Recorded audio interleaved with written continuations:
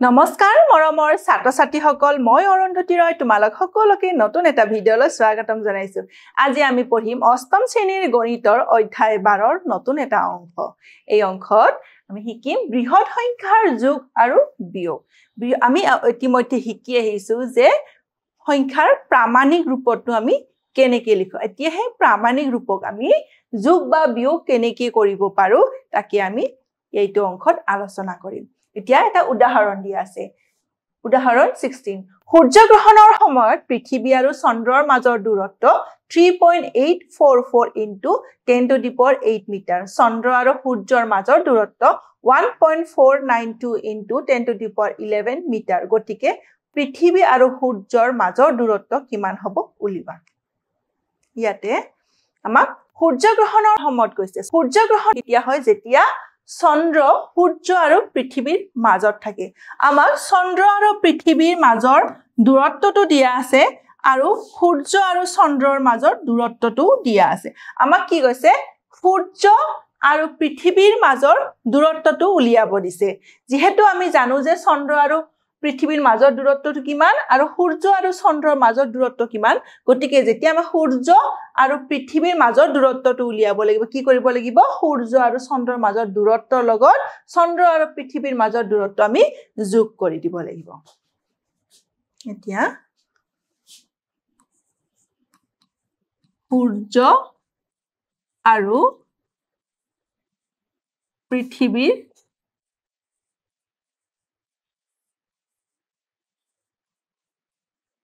মাজৰ দূৰত্ব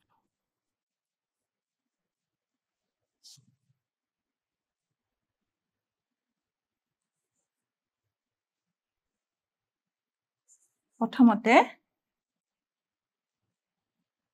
পৃথিৱী আৰু চন্দ্ৰৰ মাজৰ দূৰত্ব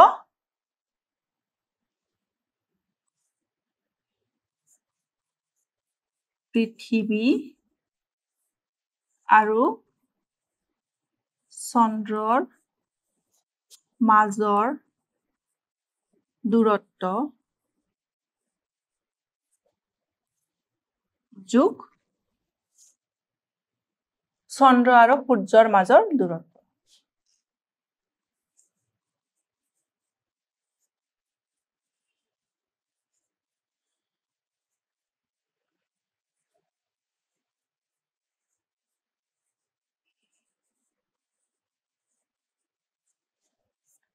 আমাক যেহেতু সূৰ্য আৰু পৃথিৱীৰ মাজৰ দূৰত্বটো উলিয়াব দিছে আমি কি কৰিব লাগিব পৃথিৱী আৰু চন্দ্ৰৰ মাজৰ দূৰত্ব যোগ চন্দ্ৰ আৰু সূৰ্যৰ মাজৰ দূৰত্ব এনে পৃথিৱী আৰু চন্দ্ৰৰ মাজৰ দূৰত্ব কিমান দিয়া আছে 3.844 into 10 to the power 8 metre plus চন্দ্ৰ আৰু সূৰ্যৰ মাজৰ দূৰত্ব কিমান দিয়া আছে 1.492 into 10 to the power 11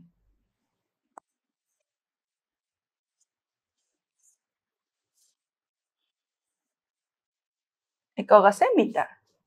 equal to এতিয়া চোৱা ইয়াতে কি আছে 10ৰ সূচক দুটা বেলেগ বেলেগ আমি কি কৰিব লাগিব সূচক দুটা একেই বনাব লাগিব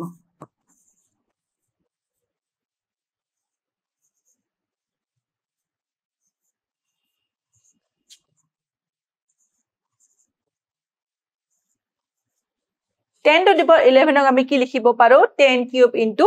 10 to the power 8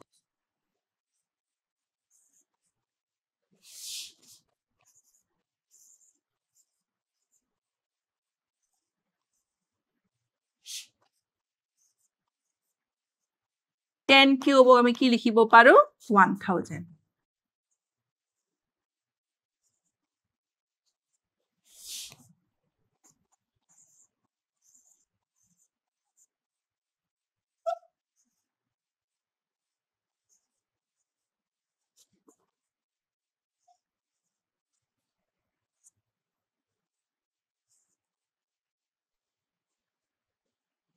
1.492 into 1000 কৰিলে কি হল 1492 equal to 3.844 plus 1492 into 10 to the power 8 meter. 1495.844 into 10 to the power 8 meter. 1.495844. যেহেতু এটা আমি প্ৰামাণিক ৰূপত লিখিছো দশমিকটো ক'ত আহিছে 1 ৰ পিছত গতিকে ৰাইট সাইডৰ পৰা আমি কেইটা অংকৰ পিছত আহিছো তিনিটা অংকৰ পিছত গতিকে 10 ৰ সূচক হ'ব 3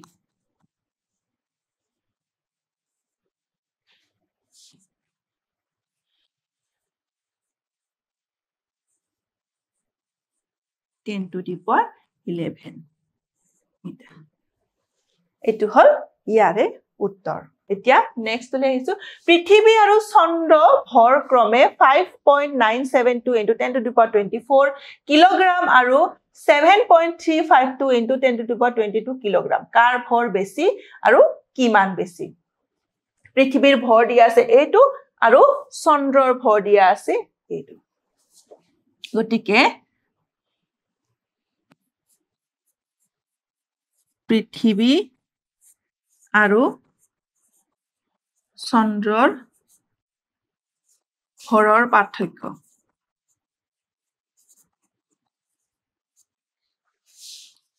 5.972 into 10 to the power 24 minus 7.352 into 10 to the power 22 একক হ'ব কিলোগ্ৰাম এতিয়া চোৱা ইয়াৰ কি হৈ আছে দহৰ সূচক দুটা বেলেগ বেলেগ হৈ আছে আমি একে কৰিব লাগিব গতিকে 5.972 into আমি কি লিখিব পাৰো 10 square into 10 to the power 22 minus 7.352 into 10 to the power 22 kilogram 5.972 into 100 মানে 10 square আমি কি লিখিছো 100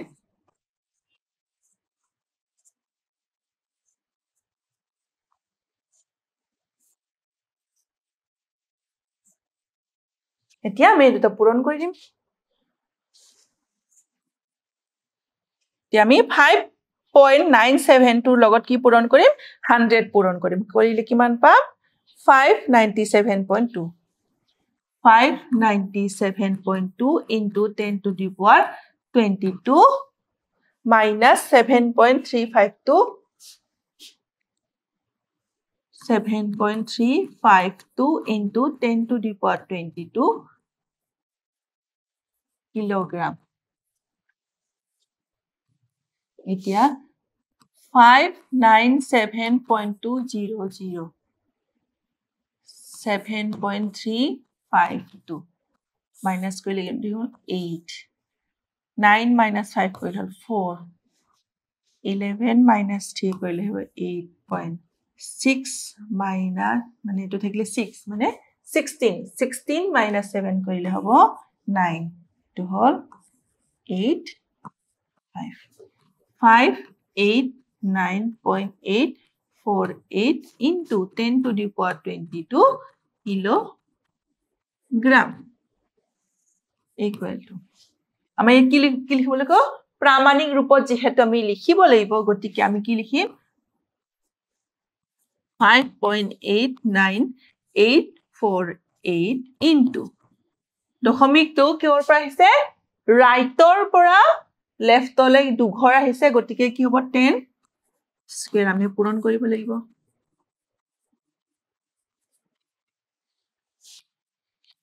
5.89848 into 10 to the power 24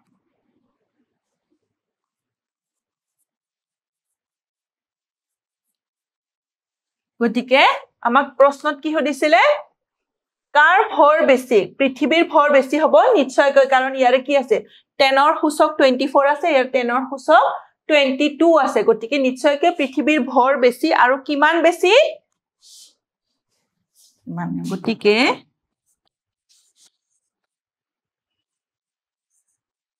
পৃথিৱীৰ ভৰ চন্দ্ৰতকৈ 5.89848 into 10 to the power 24 kilogram বেছি এটো হল ইয়াৰে উত্তৰ এতিয়া নেক্সট আমি অনুশীলনী 12.2 থকা প্ৰশ্নসমূহ সমাধান কৰিম প্ৰথম প্ৰশ্নটি দিছে তলৰ সংখ্যাবোৰ প্ৰামাণিক ৰূপত প্ৰকাশ কৰা এতিয়া আমি প্ৰামাণিক ৰূপত প্ৰকাশ মানে কি একক স্থানৰ পিছত কি লিখিব লাগে আমি দশমিক মানে দশমিকৰ লেফটত অকল এটাই অংক আমি ৰাখিব পাৰো গতিকে আমি কি লিখিম 3.57 ইনটু কি ঘৰ আহিছো আমি ৰাইটৰ পৰা লেফটলৈ 1 2 3 4 5 6 7 গতিকে আমি কি লিখিব পাৰো 3.57 into 10 to the power 7 next 7.0503 into 10 to the power 1 2 3 4 5 6 7 8 এটো হল ইয়াৰে উত্তৰ next 3.780035 into 10 to the power আমি কি ঘৰ আহিছো ৰাইটৰ পৰা লেফটলৈ 1 2 3 4 গতিকে উত্তৰটো হল এটো হল ইয়াৰে উত্তৰ এতিয়া next 5.3628 into 10 to the power কিমান ঘৰ আহিছো 3 ঘৰ গতিকে 5.3628 into 10 to the power আমি কি কৰিব পাৰো 3 plus 6 কৰিলে হ'ব না এটো হল ইয়াৰে উত্তৰ নেক্সট ইয়াটো 4.0032 ইয়াৰ পৰা আমি 3 ঘৰ ৰাইটৰ পৰা লেফটলৈ আহিছো গতিকে 10 ৰ সূচক হ'ব 3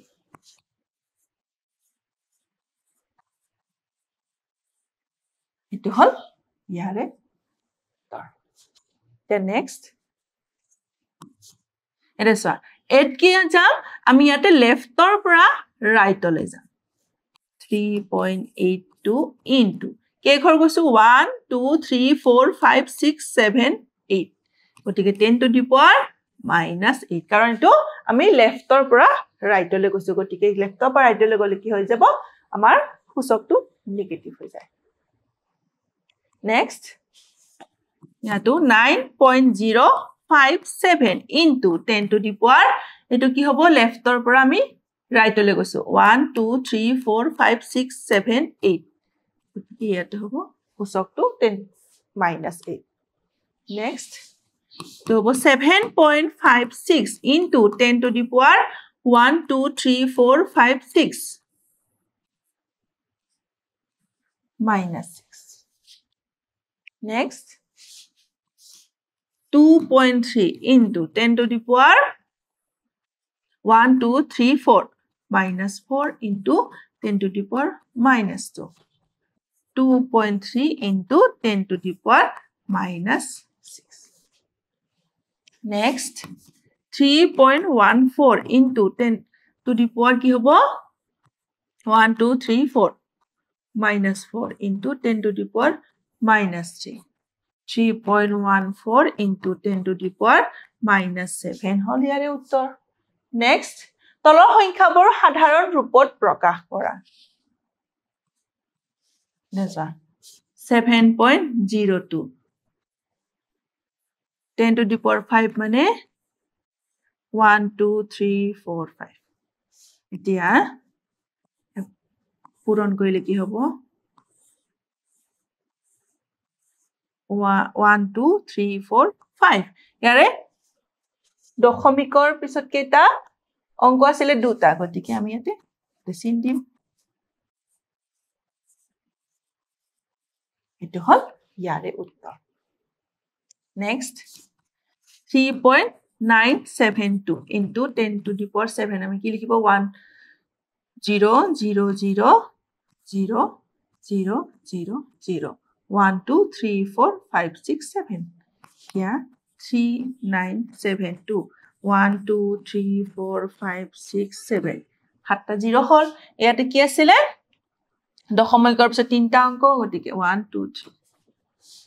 উত্তৰটো হ'ব 3972 0 0 0 0 এটো হল ইয়াৰে উত্তৰ এতিয়া নেক্সট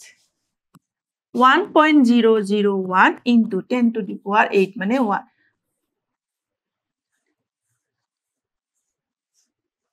কি লিখিম 1001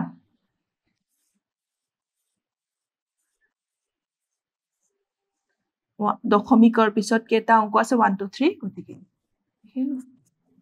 001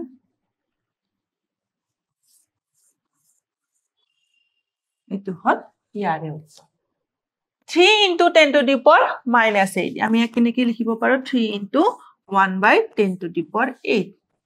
3 into 1 by equal to 0.0 এটো হল ইয়াৰে উত্তৰ next 2.1 into 1 by 10 to the power 6 2.1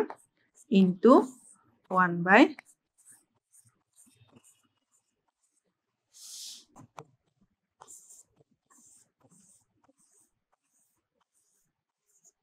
এটো হল ইয়াৰে উত্তৰ এতিয়া next 3.09 into 1 by 10 to the power 5 3.09 into 1 2 3 0.0000309 ইয়াৰে উত্তৰ আজিৰ অংকত আমি একেটা প্ৰশ্ন সমাধান কৰিলো পৰৱৰ্তী অংকত আমি বাকি থকা প্ৰশ্নবোৰ সমাধান কৰিম ধন্যবাদ